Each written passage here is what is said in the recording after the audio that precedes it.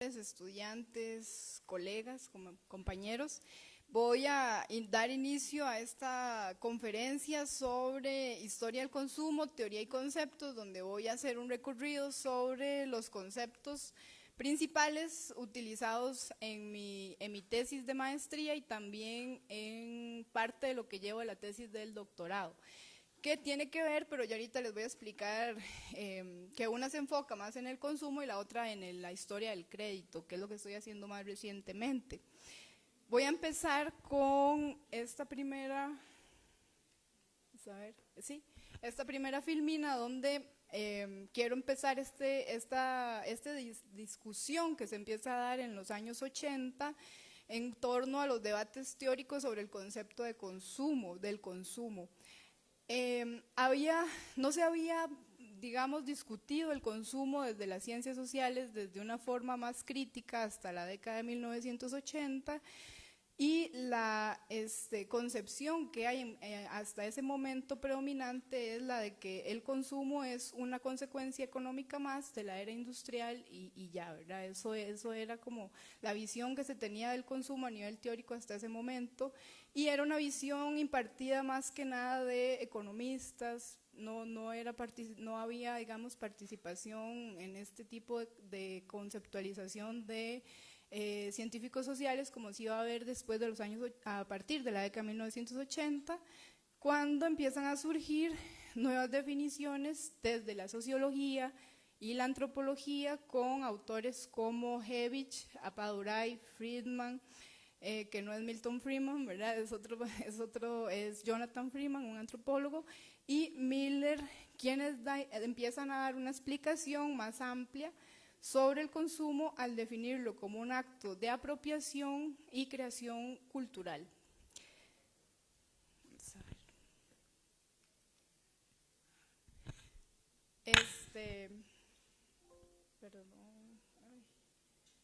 Para Arnold Bauer y García Canclini, el consumo es un mecanismo en esta misma vía, ¿verdad?, del consumo visto desde las ciencias sociales. Es un mecanismo de construcción de identidad, de apropiación y de relaciones sociales y culturales, en otras palabras, un medio de creación de significados a través de rituales que se van a cristalizar en el acto de consumir. Por otra parte, también Giudice le agrega a que esta práctica está ligada a la ciudadanía y la democracia, desde que la economía globalizada propició el consumo de masas y desde su perspectiva no trajo gran beneficio. Él critica esto, ya que muchas personas continúan viviendo en pobreza, mientras por otro lado se hace uso desperdiciado de los recursos. Entonces no hay un equilibrio para este autor en el consumo en la sociedad de masas.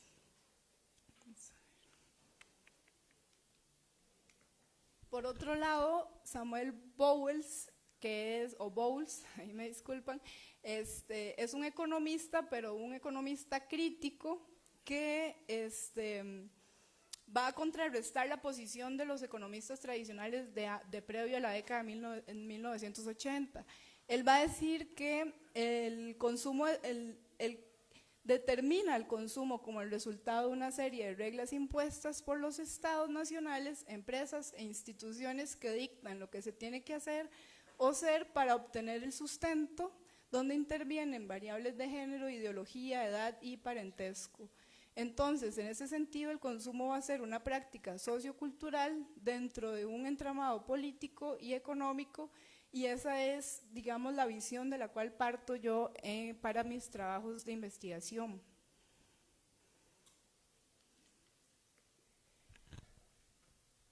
Una diferenciación muy importante que yo dejo muy claro en mi tesis de maestría es entre el consumo y el consumismo.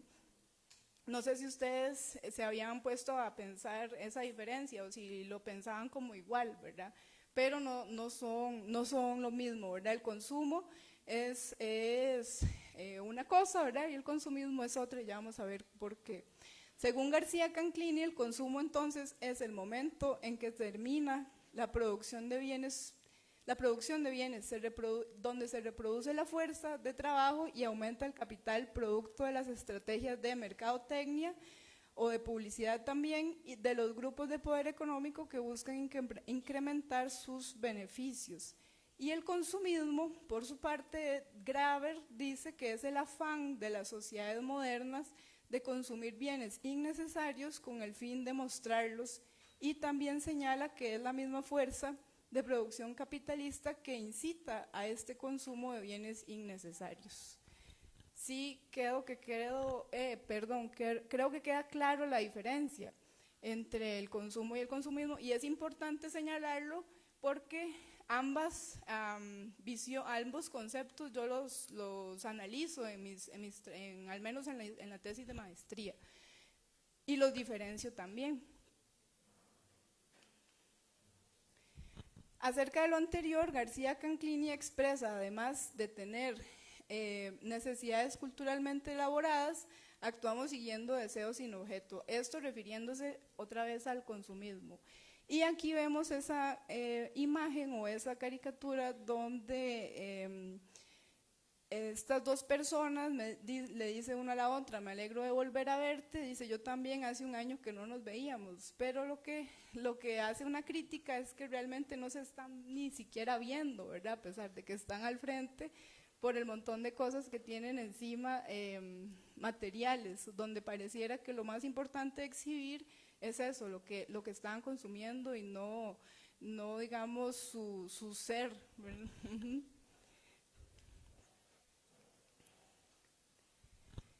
Otro aspecto importante dentro de la historia del consumo es la producción fordista, que explica toda esta lógica del consumo de masas. No podemos entender el consumo sin entender la producción fordista. El modelo de producción fordista se va a basar en un modelo de producción de principios del siglo XX ejecutado por el empresario estadounidense Henry Ford, y el ascenso de este modelo económico sucede con la segunda revolución científica, cuando las grandes economías giraron hacia el mercado doméstico, o sea, hacia los mercados internos, y se concentraron en la fabricación de bienes durables como autos, electrodomésticos, a través de la aplicación del Fordismo, que condujo a la producción masiva de bienes y cánones de consumo y de modos de vida también.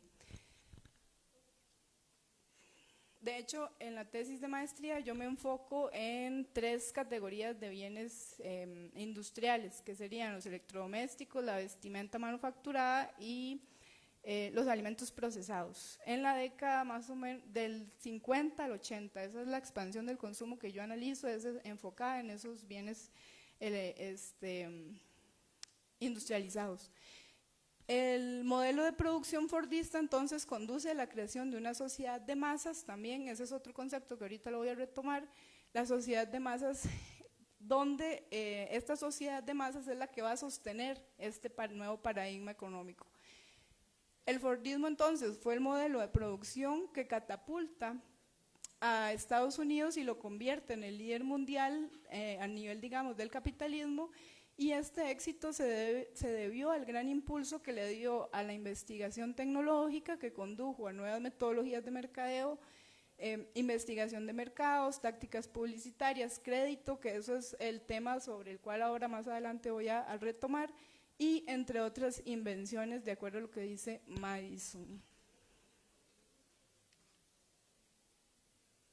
Ahora sí, la sociedad de masas. Es una sociedad en la que existen diferentes clases sociales con respectivas prácticas de consumo, y todas al mismo tiempo luchan por obtener el reconocimiento a nivel cultural, donde convergen entonces esto según Alonso 2010, donde convergen distintos elementos: consumidores, beneficio mercantil, discursos, publicidad, la conciencia de grupos sociales, instituciones, entre otros. Y el Fordismo es el sistema que va a regular esta sociedad de consumo, o sea, en la buena teoría, ¿verdad? Debería regularlo. Lo que pasa es que no lo regula bien o lo regula de forma eficiente, como dice Alonso, ya que el Fordismo produce contradicciones sociales como la del capital-trabajo, donde unos acumulan mucho y otros poco. Entonces esto se va reflejado en que el Fordismo no es un buen regulador del mercado, sino que beneficia a unos cuantos y a la mayoría pues no. Pero hay autores que también señalan que ha habido mejoramiento social a partir del consumo de masas. Eso es algo que no se puede negar, en especial en la época dorada del capitalismo, que va a ser de los años 50 hasta los 70 más o menos, o tal vez un poquito antes, de los 40.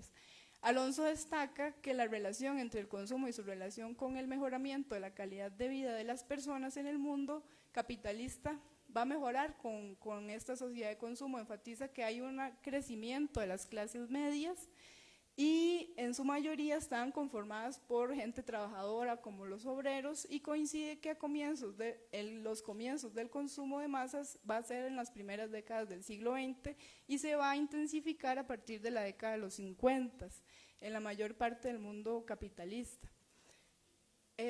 Por otro lado, la implantación del modelo económico capitalista llevó a ser más accesible el consumo de bienes para crear un amplio mercado. O sea, ellos tuvieron que hacer más accesible el consumo también por fines económicos, para que la gente pudiera participar de la compra de estos bienes y así ellos también enriquecerse, ¿verdad? Entonces, no era un asunto también como, sí era un asunto de mejoramiento, pero también tenía como una función ahí un poco para favorecer a estos grandes empresas económicas, a los grupos de poder, ¿verdad? Entonces hay que verlo de las dos formas. Sí mejoró a nivel de la sociedad de masas empezó a adquirir una mejor calidad de vida a través de los bienes industrializados, a través de cambiar los patrones de consumo, pero al mismo tiempo esto se hacía para beneficiar a los grandes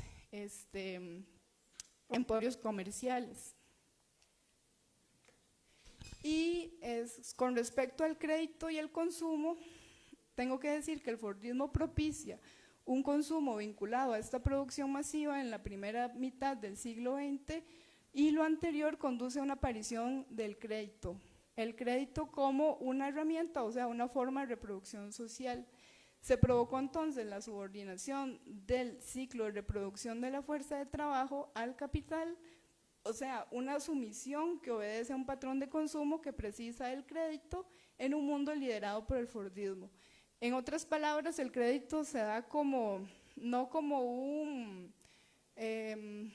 por una buena voluntad, sino también para que sea parte del juego del capitalismo, ¿okay? Si no, el capitalismo no camina. De hecho, el crédito también es para las grandes empresas también se endeudan y es una forma de funcionamiento del capitalismo.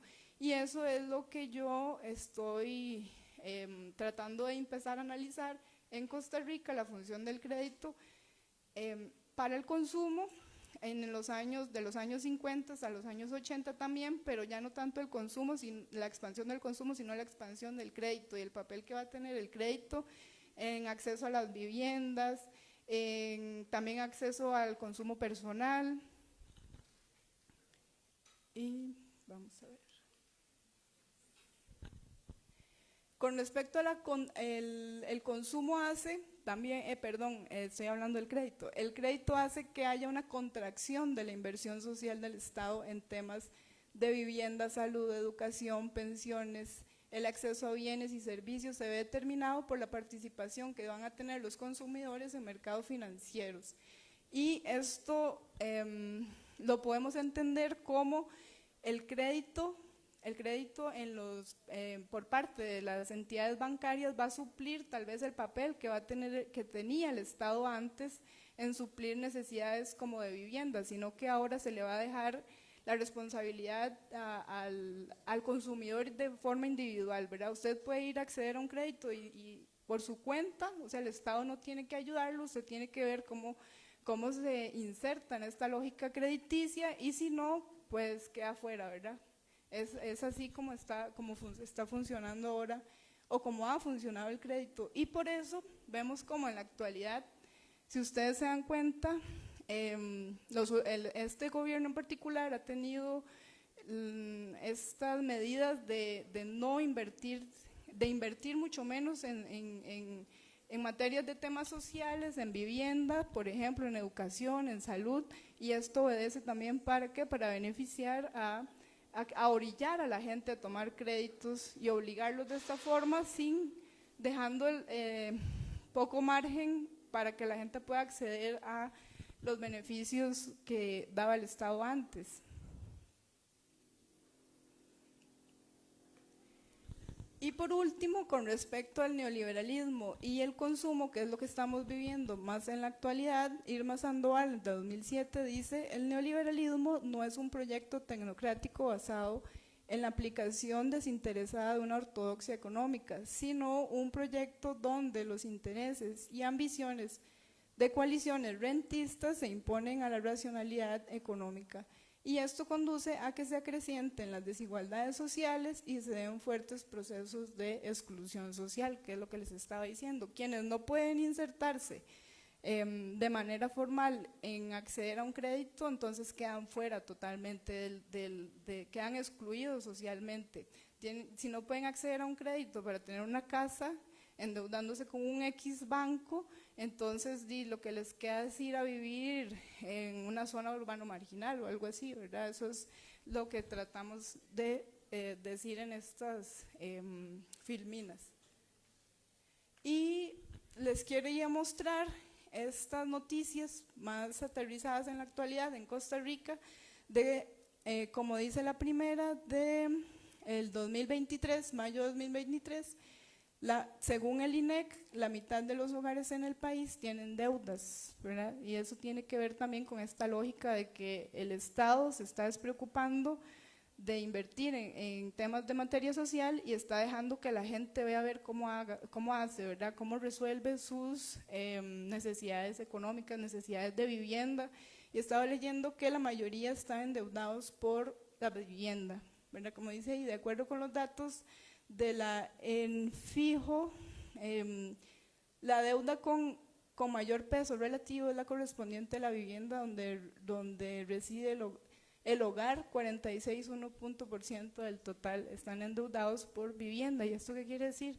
Que tal vez eso es parte de lo que yo quiero ver y comprobar con mi tesis, de que mi hipótesis es que en la época de los 50 a los inicios de los 80, la inversión o el papel del Estado en materia de vivienda, incluso para clases medias, era mucho mayor que el que está ahora, ¿verdad? El que se está dando ahora. Prácticamente a la clase media le dicen: no, usted no aplica para los bonos, ¿verdad? Entonces, en aquel momento de los años 50 a los 80, tengo la hipótesis de que la cobertura era más amplia, pero eso se los voy a contar después cuando ya termine la tesis y pueda llegar a esas conclusiones. Pero de momento serían hipótesis. Y luego está esta otra noticia donde dice, del semanario Universidad: crecimiento de endeudamientos es 3 veces mayor que aumento de salarios en última década. Y esto salió el 3 de julio del 2024.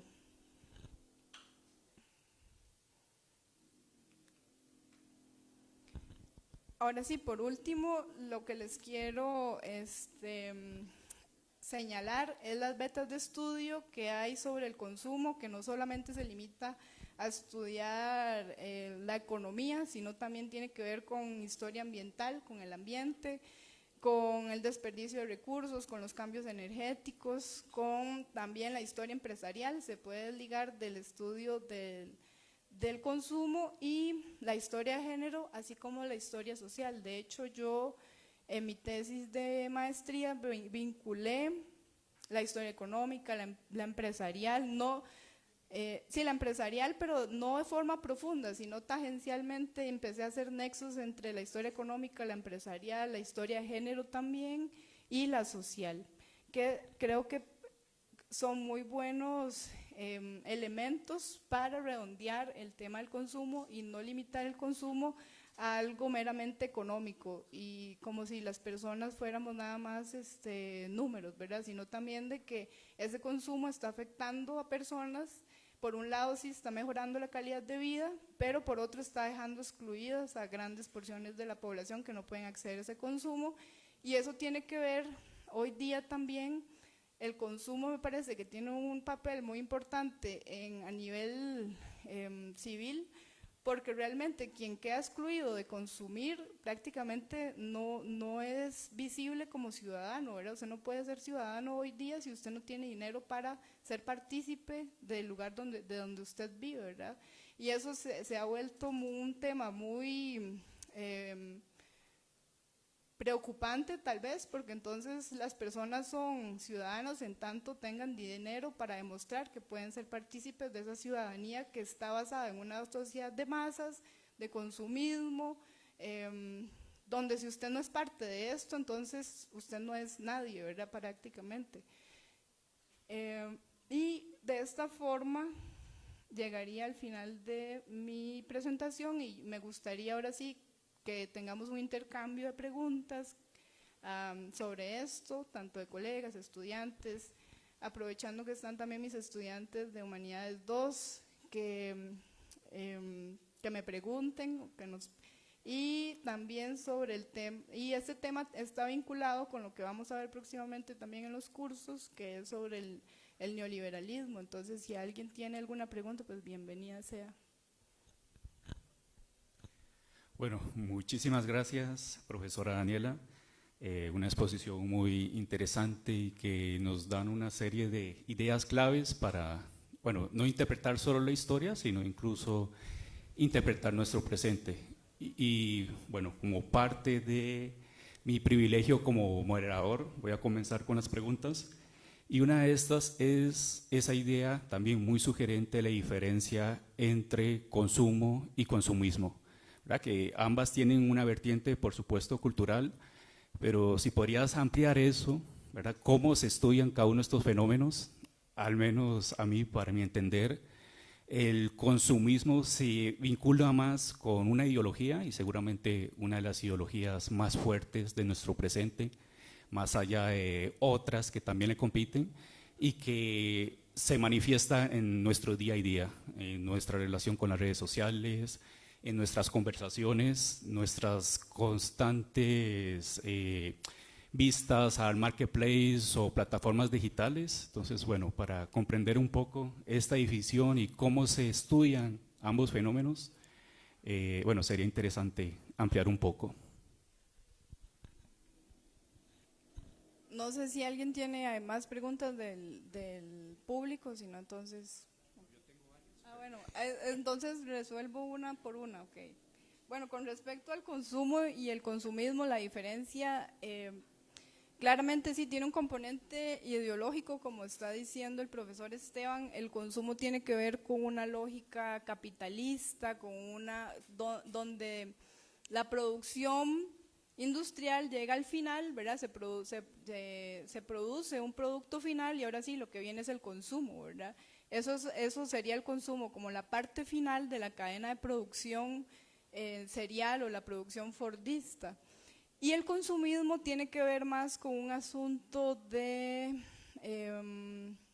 exhibición, de apropiación cultural y de cómo las personas empiezan a girar su vida en torno a lo que consumen, ¿verdad? Hay un libro de Arnold Bauer que dice somos lo que compramos. Entonces a mí siempre se me quedó grabado ese título y yo digo, ¿hasta qué punto somos eso, verdad? ¿Somos lo que compramos y no somos más que eso? ¿O realmente podemos pensarnos como seres fuera de lo que tenemos materialmente?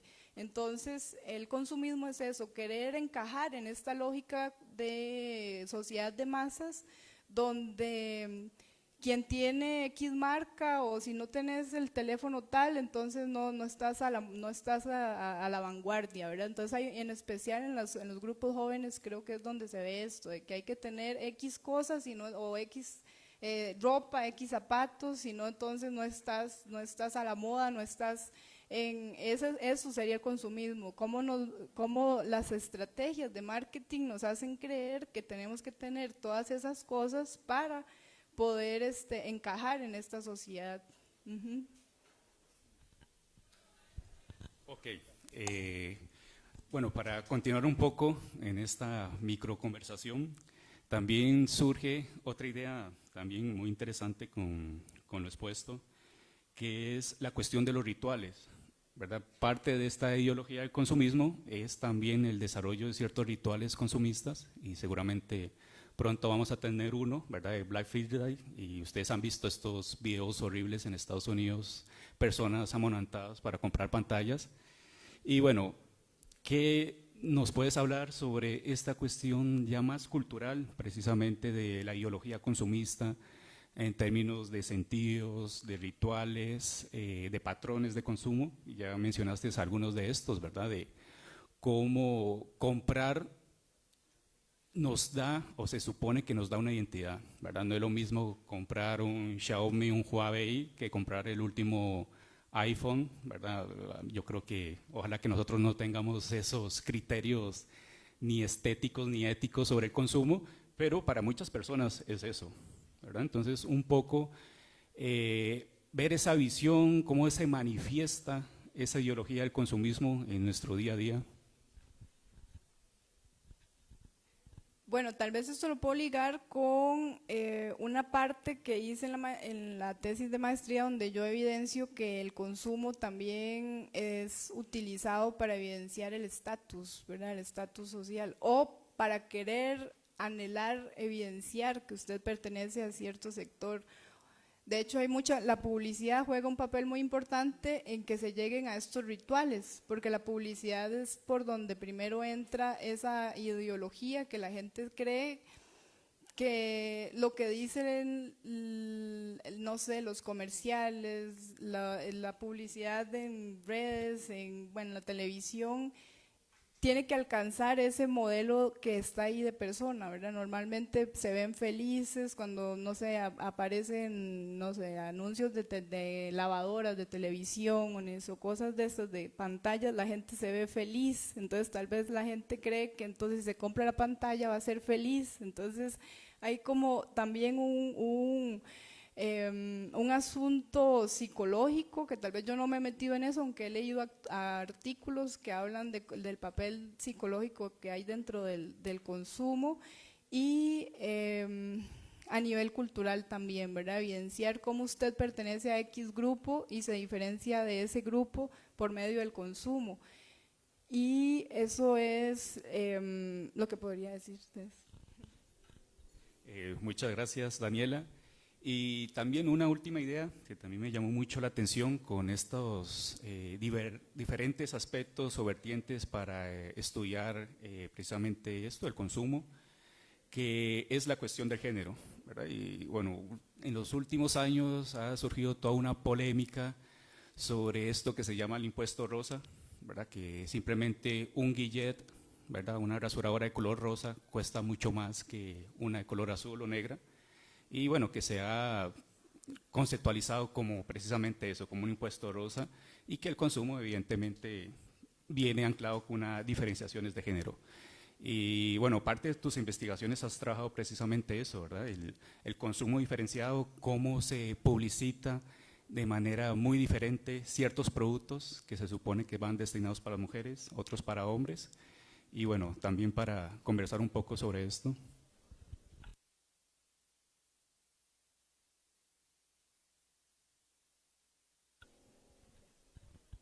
Con respecto a esta pregunta, sí, el género juega un papel muy importante en el consumo y marca los roles de género tradicionales. Eso es lo que yo estudio en mi tercer apartado de la maestría, donde yo analizo la publicidad de estos bienes industriales que les mencioné hace un rato, y se ve muy claramente cómo hay bienes que están totalmente dirigidos hacia público femenino y otros dirigidos totalmente hacia el público masculino, y eso evidencia la división de roles de la época, bueno, y de hecho todavía se mantiene mucho ese rol, esa diferenciación de roles tradicionales, a pesar de que ha habido ciertos avances en cuestionarlos, pero todavía se sigue manteniendo, como por ejemplo las lavadoras, las cocinas, los electrodomésticos en sí eran dirigidos hacia, en especial los que son para hacer labores domésticas, para lavar, para cocinar, esos eran dirigidos totalmente a mujeres, pero los que eran de diversión,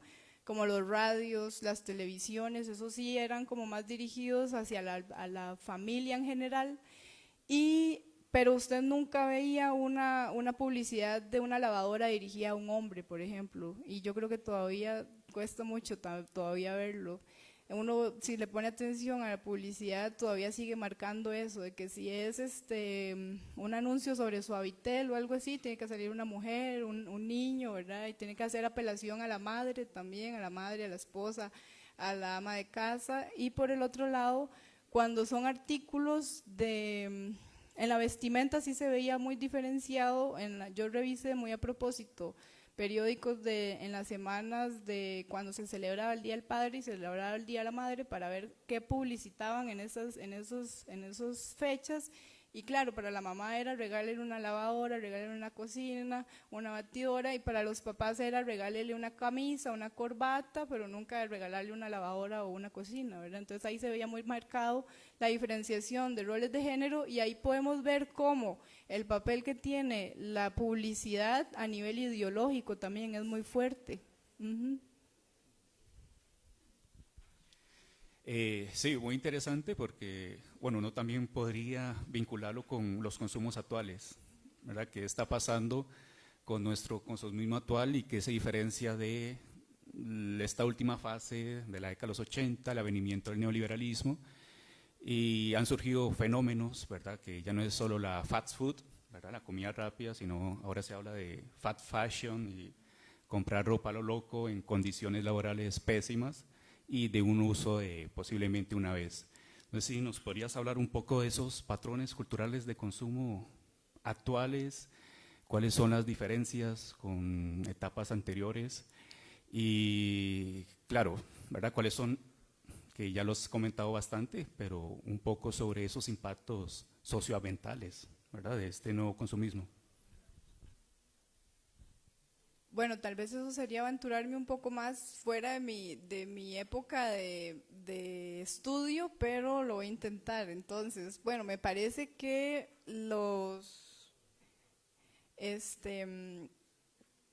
patrones antiguos se basaban también mucho en que las cosas duraban más, ¿verdad? Los electrodomésticos estaban planeados para que duraran mucho más. En cambio ahora hay otra lógica, hay una lógica de que todo tiene que ser rápido y todo tiene que ser rápidamente, se desactualiza.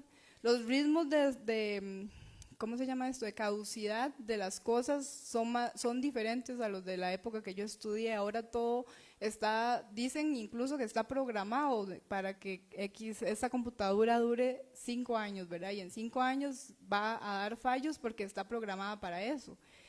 Y entonces creo que por ahí hay una lógica distinta y que ha afectado también de forma distinta el ambiente, dado que hace, no sé, más de 4 décadas, 5 décadas, el consumo no generaba el nivel de desperdicio de recursos que estamos viendo hoy, que eso es lo más preocupante, que ya no se sabe ni dónde poner tanta basura, de cosas que continuamente se están desechando porque están diseñadas para eso, para durar poco, y eso tiene una lógica también muy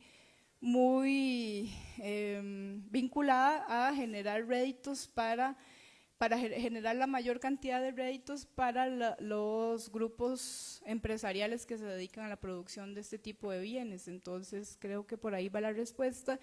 Y el daño ambiental que se está produciendo muchas veces es como relativizado también, ¿verdad? La gente, yo no la veo muy preocupada. Bueno, hay algunas ¿cómo se llama?, iniciativas de reciclaje y todo esto, pero se ha demostrado que no es suficiente, que el reciclaje además puede ser contraproducente o que en realidad no significa mayor cambio o no tiene un peso significativo en el mejoramiento en temas ambientales. Y por otro lado hay empresas que se han encargado de hacer esto que le dicen el greenwashing también, ¿verdad? O sea, se ponen como una cara verde cuando en realidad ellos no tienen nada de verdes. Bueno, muchas gracias, Daniela, y abrimos el espacio de preguntas. Podemos trabajar con esta dinámica. 3 preguntas como una primera ronda y luego continuamos.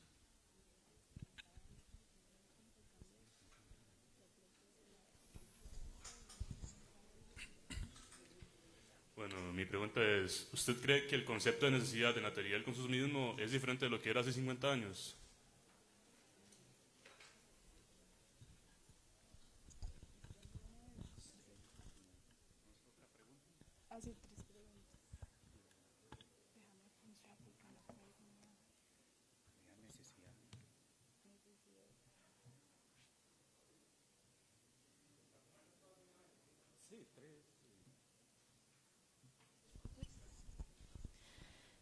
Buenas tardes. ¿El modelo de producción fordista se mantiene en el estilo de producción neoliberalista?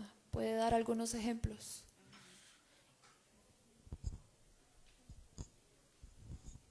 Hola, buenas tardes. Mi pregunta sería en base al consumo, en base al consumismo, perdón. Especialmente en qué estrategias le recomendaría usted a las personas para evitar el mismo.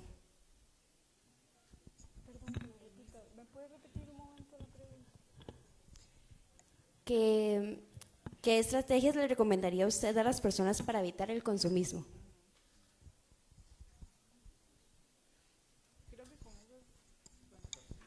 Buenas tardes. Mi pregunta sería en base a lo que estaban hablando hace unos momentos sobre cómo venden los productos en temas de género. Toda esta cuestión, podríamos decir que se trata de una creencia colectiva que la misma sociedad forma, y de ser así, ¿cómo se podría fomentar hacer un cambio o una solución al respecto? Gracias.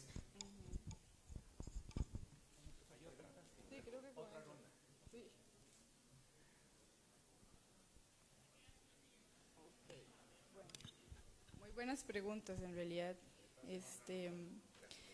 Con respecto a la primera que me preguntan sobre si el concepto de necesidades es igual el que se tiene hoy al que se tenía hace 50 o más años, yo considero que no, que hoy la estrategia publicitaria nos ha hecho creer que tenemos necesidades que tal vez se pudieran suplir sin tanto consumo, ¿verdad? Hoy nos quieren meter consumo por todo lado, cosas realmente innecesarias que a veces uno compra y las deja guardadas porque a veces son más tediosas de utilizar que hacer. Por ejemplo, un caso muy específico, la lavadora de platos. Mucha gente se ha quejado de que la lavadora de platos no es como la gran maravilla, entonces la compran y se arrepienten, por ejemplo. Entonces yo creo que hoy se quiere imponer mucho más, se quieren inventar un montón de más necesidades que en realidad no son necesidades, y en el pasado pues las necesidades eran realmente más verdaderas, por decirlo de alguna forma. En cambio ahora se quiere inventar un montón de necesidades, entre comillas, con la lógica esta de quererle meter a la gente lo que sea para que lo compren. Y en aquella época además también estaba muy incipiente la mercadotecnia, la publicidad apenas estaba empezando, entonces tal vez ellos no habían medido también el impacto que iba a generar sus creaciones de publicidad, y ya cuando a lo largo de los años se ha visto cómo la publicidad juega un papel tan importante para que la gente realmente se orille a consumir y consumir, entonces creo que eso es más reciente también por la experiencia que han tenido a lo largo del tiempo estas empresas de publicidad, donde han sabido mejorar y manejar más, ¿cómo decirlo? Tal vez de una forma más, es que no quiero decir maquiavélica, pero sí más o menos para engañar a la gente o inducir mucho más a la gente, ¿verdad? Ahora hay muchas más herramientas que antes tal vez ellos desconocían, entonces creo que sí, las necesidades de antes eran realmente más, ¿cómo decirlo? Sí, verdaderas que las de ahora también, por el aspecto de la mercadotecnia, que en aquel momento no estaba tan desarrollada, entonces no había inventado tantas necesidades, en cambio ahora pues eso ha cambiado.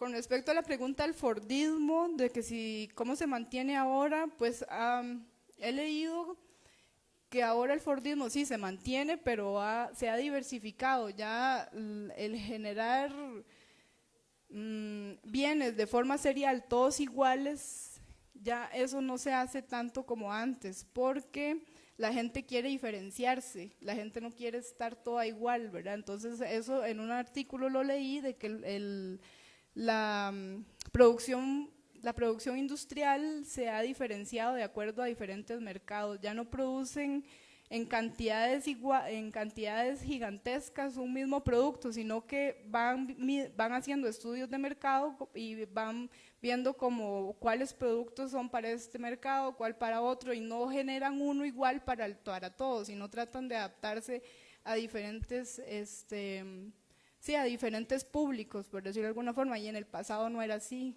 pero sí la producción en masa sí sigue, pero no exactamente produciendo miles de cosas exactamente iguales, sino acomodándose a las distintas características de los distintos grupos a los que ellos les quieren llegar.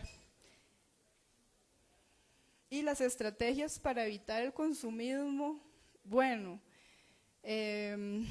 estudiar el consumo, ¿verdad? Me ha ayudado mucho a mí para no ser tan consumista. De hecho, un profesor una vez me dijo, ¿a usted le gusta estudiar el consumo porque seguro usted consume mucho, ¿verdad? Pero no era así.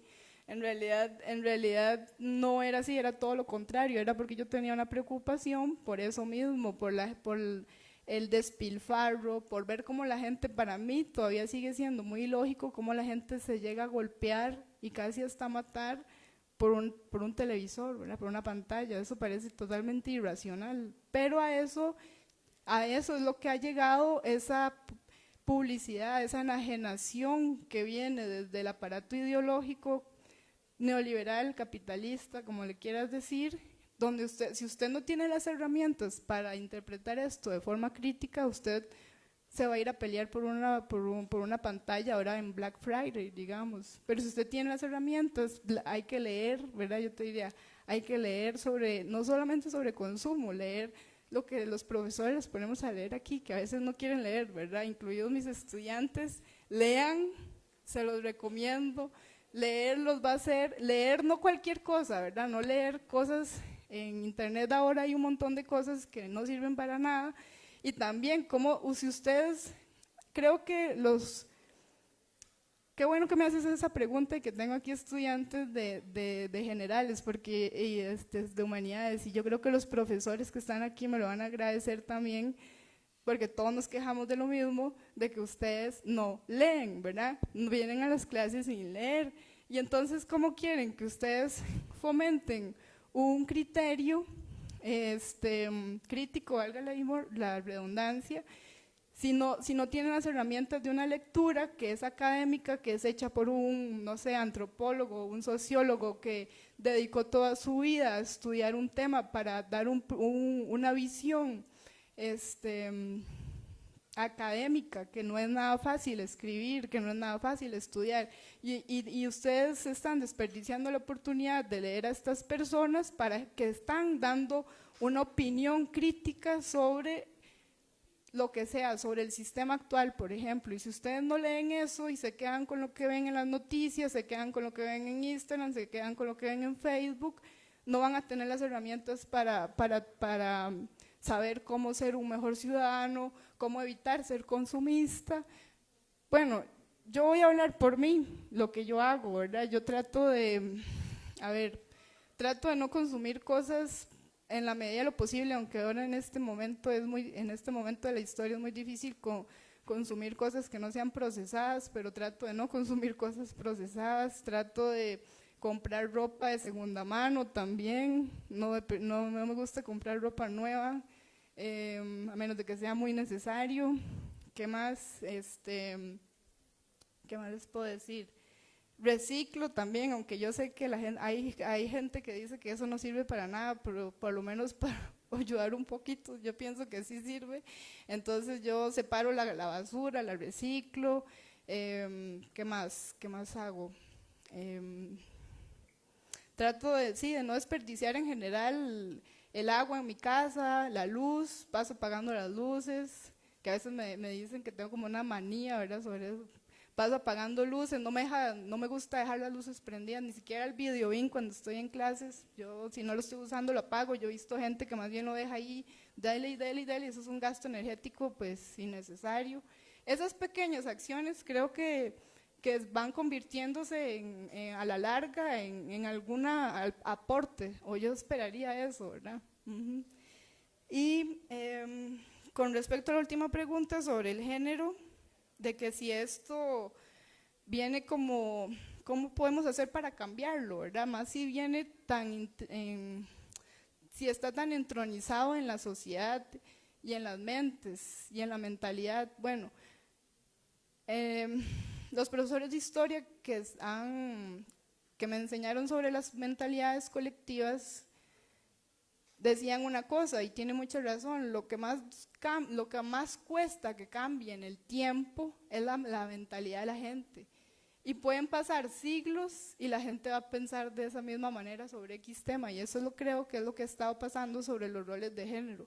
Han pasado décadas y ha costado mucho ver de otra forma la división que se instauró, digamos, desde el capitalismo o desde la era industrial, cuando a la mujer se le dijo: usted va para la casa y el hombre va para la fábrica, ¿verdad?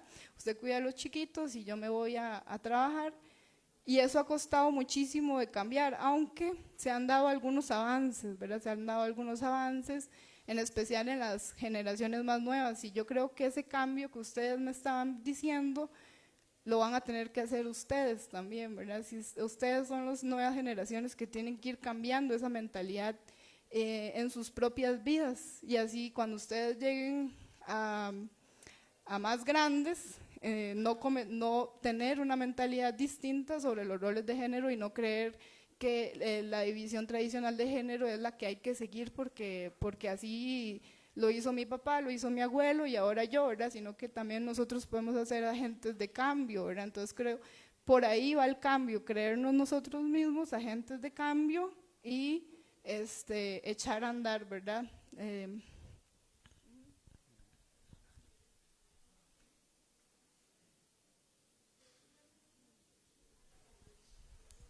Buenas tardes, muy agradecido en realidad por este tipo de aporte, por este momento de encuentro, agradecido con Daniela y con Esteban, que están aquí al frente en la mesa. Este tipo de actividades que se organizan por parte de nuestra Escuela de Estudios Generales es una oportunidad para intercambiar, y además es una forma de construir universidad. Desde cuando los fundadores de los Estudios Generales en 1957 trazaron la ruta del futuro de la universidad, de alguna forma se había planteado aquello de que es importante la lectura, que la profesora hacía mucho énfasis ahora, y yo estoy seguro que ustedes van a seguir leyendo todavía más de lo que leen, por lo menos pues ese es el propósito. Y también pues este momento en donde nos encontramos en un auditorio, la vida del auditorio, la vida de la biblioteca, eso es parte de la construcción de la universidad. Por eso a veces asombra cuando hay gente que se gradúa con honores de la universidad y que nunca estuvo en un auditorio o que tampoco estuvo en la biblioteca, ni siquiera las conoció. Y eso me parece a mí que eso vale la pena pues tomarlo en cuenta. Un comentario y una pregunta para no extenderme mucho. Los estudios de historia económica en algún momento pues son estudios que a veces se cargaron de números y a veces eran un poco tediosos y emocionaban, fascinaban en demasía a la persona que los escribía, pero aburrían mucho a los lectores. Entonces se daba aquello que incluso la misma gente, historiadores económicos, no se leían a los colegas historiadores económicos porque eran sumamente aburridos. Y en este caso, lo que nos trae Daniela, pues más bien es lo contrario, es una dimensión humana de carne y hueso de lo que es el consumo, y por ahí escuché también el asunto del crédito. Entonces, eso definitivamente pues atañe a la sociedad que consume, y es parte de la dinámica capitalista, así lo mencionaba Fernán Brodel. Entonces, yo la pregunta que tengo, más bien voy a otro comentario un poco subsidiario de lo anterior. Lástima que se me fue la profesora, que sí era más o menos de una época que podía hacer como una podíamos terciar con lo que estábamos diciendo. Los compañeros docentes no tienen esa capacidad de poder dialogar porque no vivieron esos años, al menos eso creo. Al menos eso es lo que creo. En los años 90, ustedes no estaban ni en proyecto, ¿ya? Ni siquiera los profesores estaban en proyecto. En los años 90 yo recuerdo una campaña presidencial en donde se decía que en esos debates que se hacían en aquel momento, ¿verdad?, acalorados como los que conocemos ahora, tal vez menos acalorados, pero se le decía a un candidato presidencial que era economista y abogado a la vez, alguien le preguntó, mire, ¿usted cómo es que va a traer soluciones a este país si usted lo que propone es un modelo de sociedad y un modelo económico en donde las casas que usted va a donar mediante el formato de bono de la vivienda, resulta que esas casas no van a tener ni cocina, o sea, ni aposento para la cocina y tampoco para servicio sanitario porque no hay necesidad de ninguna de las dos cosas? Imagínense ustedes eso, ¿verdad? Es decir, que debido a que se había estrujado tantísimo la situación económica de la mayoría de las personas, entonces no había necesidad de que las casas tuvieran ni aposento para la cocina y por consiguiente tampoco, pues, un aposento para el servicio sanitario. Entonces, esa había sido una pregunta que se había hecho en aquel momento, el candidato presidencial ahí contestó como pudo, claro, en el momento de la campaña política. Entonces, la pregunta que le hago a Daniela es si en algún momento, en lo que se refiere al consumo, si has incursionado en esta parte del discurso de los políticos con respecto a la dimensión del consumo y del cómo hace la gente de carne y hueso, es decir, nosotros, nosotras, cómo hacemos para agenciarnos, para poder salir adelante con llegar a fin de mes, ¿verdad?, con un salario. Sería básicamente esa la pregunta. Gracias. Bueno, no es mi fuerte en la tesis hablar sobre discursos presidenciales, sin embargo metí como un par de ellos, en especial eran de Figueres Ferrer, que hablaba de que él iba, bueno, él con su discurso de la Nueva República, también él dijo que iba a hacer una renovación en el país en general, a nivel cultural, ¿verdad? Y que en uno de sus discursos decía que él iba a modernizar a Costa Rica, digamos, y no solo a nivel general, sino también a nivel doméstico. Él iba a decir, vamos a pasar de casas de piso de tierra a casas de piso chorreado, que decían en aquel tiempo, y ya no sé cuál sería el que decís vos, que no era necesario tener cocina y sanitario. Ah, ok. Ajá. Pero ganó, perdón, casi destruyó aquí la infraestructura universitaria. No, el candidato presidencial perdió la elección del año 94, pero ganó la del 98. Que eso es un asunto interesante porque en aquellos años se estilaba algo que ahora no se estila, que es que un candidato presidencial perdía en una elección y en el cuatrienio siguiente podía lanzarse otra vez y podía ganar. Actualmente es una situación interesante porque prácticamente el que se lanza una vez y pierde, ya como que no tiene opción de lanzarse para ganar en una segunda oportunidad. Pero esa es otra discusión. Ese candidato, el que ofrecía esa posibilidad, ganó en el 1994, en el 98, perdón, pero en el 98 no le hicieron la pregunta. Eso fue el asunto. Me parece que hubo como una laguna mental y la persona que hizo la pregunta o estaba fuera del país o ya no estaba en este mundo, pero la pregunta ya no se hizo. Sí, y bueno, también para agregar a lo de las viviendas, yo me encuentro, bueno, yo revisé anuarios del INBU de la época, digamos, de los 60s, 50s, y me encontré también ¿cómo se llama esto? Lo que hacen los arquitectos, los planos de las casas de aquella época para bien social, digamos, para bonos, y eran casas muy pequeñas, me acuerdo, pero sí tenían todos los aposentos. De hecho le decían como casa compacta, algo así, era que iban a pasar de vivir en un precario, en unas latas, a vivir en una casa de estas. Esa era la consigna en aquella época de Figueres Ferrer, ¿verdad? Que él iba a hacer de que todas las personas que estaban viviendo en precarios las iba a dar una casa de bien social y con todos sus aposentos, pero no sé, después otro señor se le ocurrió que no era necesario todo. Ah, ya. Ya entendí, ya entendí. Sí, para economizar era entonces, no sé. Ujú. Ah, ok, no había necesidad, ok. Buenas tardes. Mi pregunta va en base al ambiente más bien. ¿Cómo el consumismo con las políticas actuales medioambientales se ve afectada? Si en su investigación se habló sobre eso o sus comentarios sobre las políticas actuales.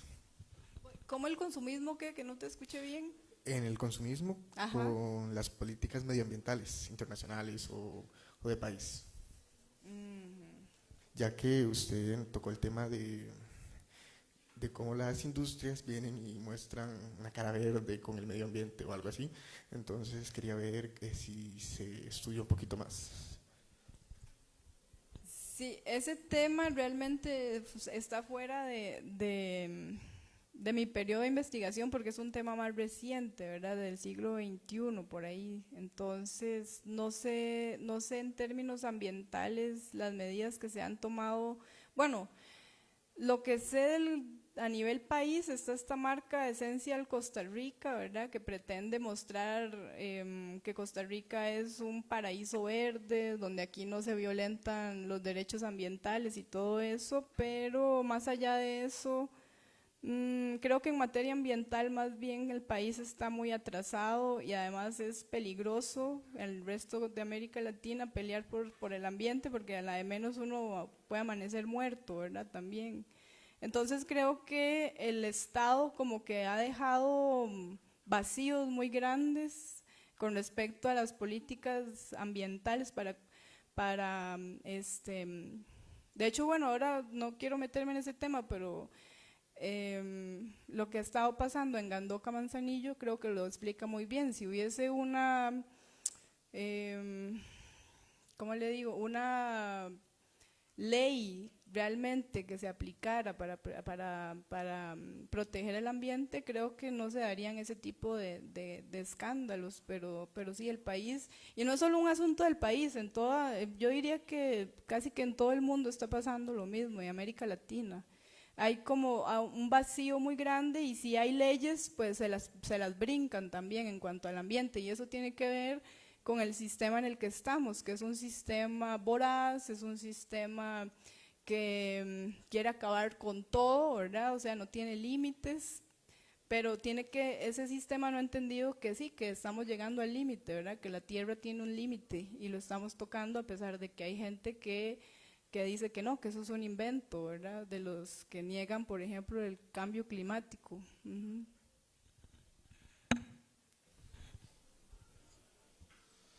Bueno, mi pregunta al nivel más social sería sobre, ¿sabes sobre cómo influyó la creación de la tarjeta de crédito en los hábitos de consumo de la sociedad?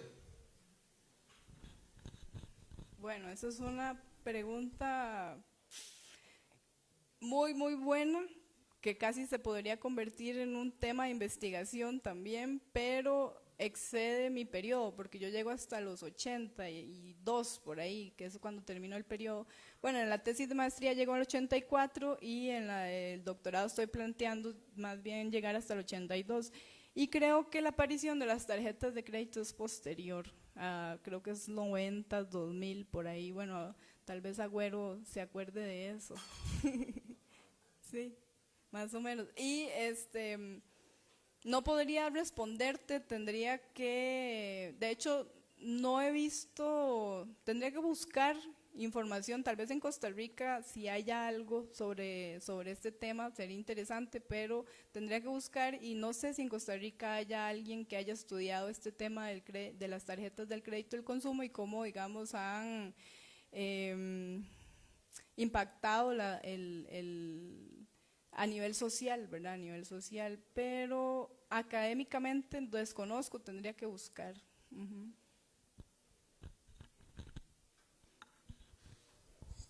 Me interesa bastante qué textos sociológicos leyó para esta tesis.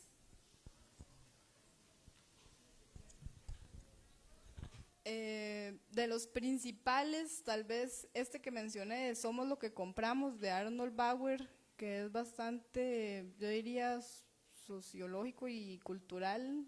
Está en la Biblioteca Monge, yo lo saqué ahí, entonces ahí es.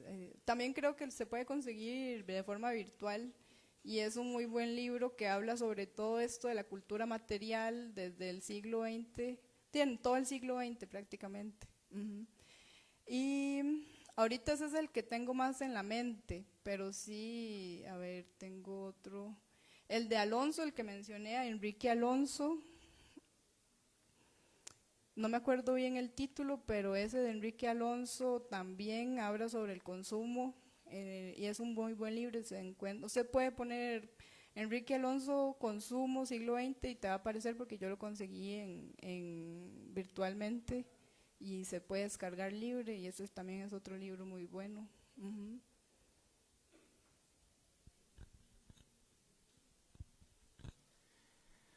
Bueno, parece que ya no hay más preguntas y bueno, por último felicitar a la profesora Daniela Moreno por esta interesante conferencia. Creo que lo esencial es que nos llevemos algunas de estas ideas claves, algunas de estas reflexiones y que no solo queden, ¿verdad?, en estas 4 paredes del auditorio, sino que, bueno, también nos sirva para cuestionar nuestras prácticas de consumo, más ahora que se aproximan estas fiestas tan grandes de la ideología consumista. Y bueno, también una parte muy importante de todo esto es socializar, ¿verdad? Socializar esta información, estos conceptos tan interesantes. Y bueno, con eso, muchísimas gracias a los asistentes, a los numerosos estudiantes y a los profesores, y muchas gracias.